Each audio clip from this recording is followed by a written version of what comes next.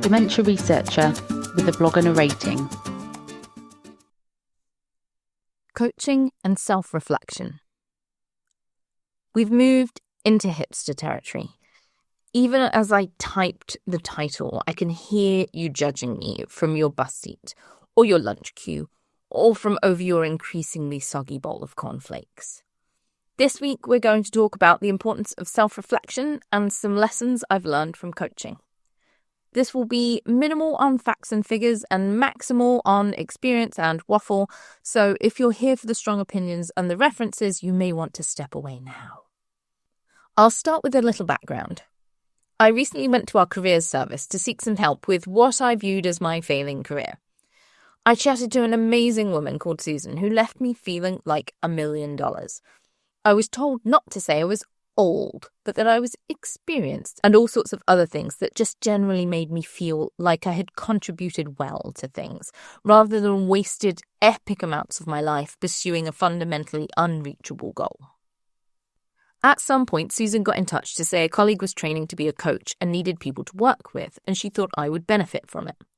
I, at that point, knew nothing more about coaching than I had gleaned by osmosis from LinkedIn, but I did have ex-academic friends who worked with coaches on a regular basis and who found it very useful.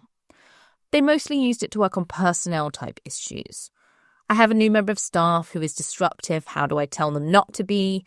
My boss is aggressive and annoying. How do I manage up? That kind of thing. I didn't actually see the benefit for me as an academic, but because I'm an academic, was sold on the word free.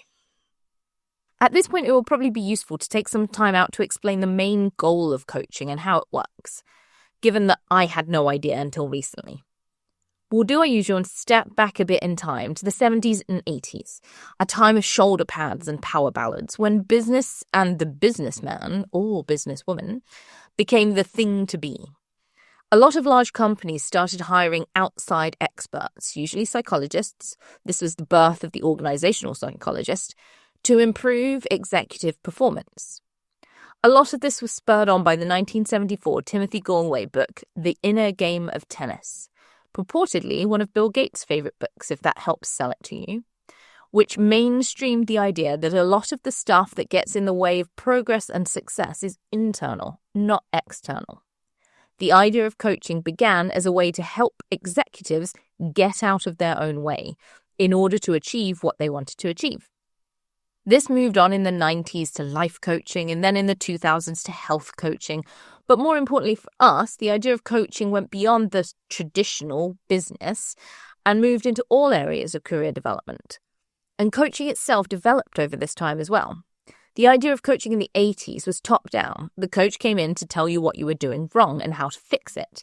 It was a very directive process. Many people think this is still how coaching works. I told someone I was going to have some, and they said, be prepared for criticism. They're going to tell you everything you're doing wrong. In fact, modern coaching is designed to do exactly what the Timothy Galway book originally laid out, to help you get out of your own way. But the way coaches do it is not by giving directions or telling you to snap out of it, but rather by taking a variety of approaches and discussing things with you to basically help you get out of your own way. The modern coach is tooled up with any number of different frameworks designed to tackle various different issues that you might encounter at work. I'll give you some examples before we waffle ourselves into a nap.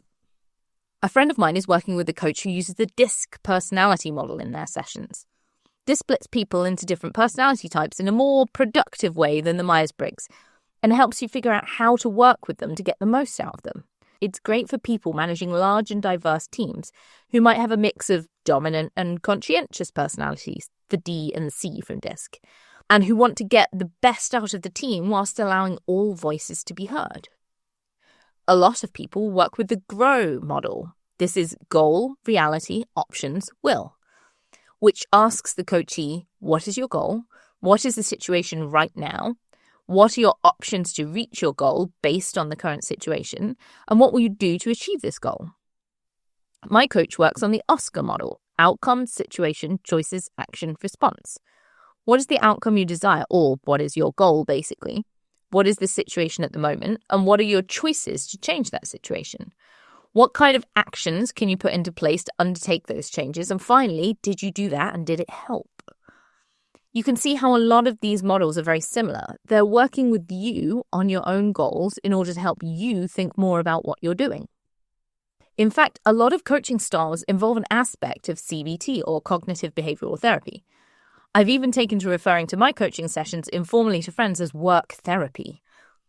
I basically go in with an issue I'm having and we talk about what I might do about it. Some examples have been how to give and receive feedback, how to maintain boundaries with junior colleagues, how to manage large meetings, and so on. A lot of what we work on ends up being self-reflection, and as a process, I found that incredibly helpful. I'll give you an early example and a recurring theme which is relevant in academia, and perhaps you will find it useful enough to do a bit of your own self-reflection. I did a mentorship course with AI UK and learned that to be a good mentee, not mentor, it's important to turn up to these kind of meetings prepared, with things in mind that you want to talk about. I went into an early session saying that I wanted to work on my confidence a little, especially in work situations where I tended to undersell myself and preface all my questions with, this might be a stupid question, but, and so forth. All of those bad habits that many of us have. I was asked why a lot. A friend who has coaching joked that was all her coach ever asked her. Why do you think that is? For me, it was, why do you worry that you'll look stupid? I dig down. I want to look like I'm an expert to my peers. I'm not sure if what I'm asking is too basic. I'm generally just nervous about coming across as an idiot. But you're clearly not an idiot. You have a PhD, you got grants and papers and years of experience. You're clearly a competent professional. I'm digging down further now. We're verging on imposter syndrome territory and it's getting uncomfortably personal. We went round in circles with me basically saying, yes, I just need to get over this. And at some point she asked, if you're in a pub with some strangers, what do you tell them about yourself? I tell them I'm a scientist, obviously. What a dumb question.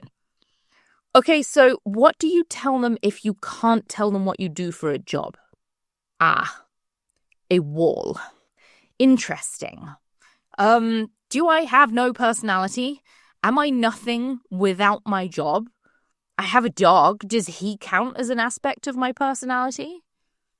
And it turns out that this is a very common theme in academia. In a post on LinkedIn, Mariette van der Walt tells the story of Sarah, an academic who reaches mid-career and has a crisis. She has poured so much of herself into her career that she is uncertain what she would do without it, but also uncertain why she's doing it in the first place. A couple of sentences leapt out at me. The cutthroat competition and all-consuming culture of academia often limit the exploration of alternative paths, leaving researchers lost in the emotional and personal costs of their unwavering commitment. This is your life. You are a scientist from the moment you get up to the moment you go to bed. Unwavering commitment. But after going through this wall with my coach, I established I'm a problem solver. And it's now how I proudly describe myself. I solve problems in the realm of stroke and dementia right now, but I can also fix my bicycle in a fairly competent way. I have solved plumbing issues in our house. I can organise conferences. Problem solving, and the enjoyment thereof, is, it turns out, after much introspection and coaching, who I am. But this unwavering commitment can leave people to have made life choices, like not having children, or living in a particular place, or moving away from their family, that can make them fundamentally unhappy. But beyond that, van der Walt says that the constant pursuit of scientific excellence has fused their self-worth and personal value with their academic success. I am an excellent example of this, or at least a horrible warning. I had a grant rejection after a very long week of failed experiments and a paper rejection, and was to be found crying in my kitchen in the evening. Don't take it personally, my partner told me, but how could I not? I had poured myself into this and had been rejected. But this is what we've been working on in our coaching sessions. I had not poured myself into it. I had worked hard on it. It had not been rejected because of me. It had been rejected because of the whims of reviewers. I know I write well. It's one of the few things I am happy to brag about. And I know I have good ideas because usually at least 2 or 3 per review round say that the ideas are good. But there isn't enough money to go around, and that's not my fault, so he's right. I shouldn't take it personally.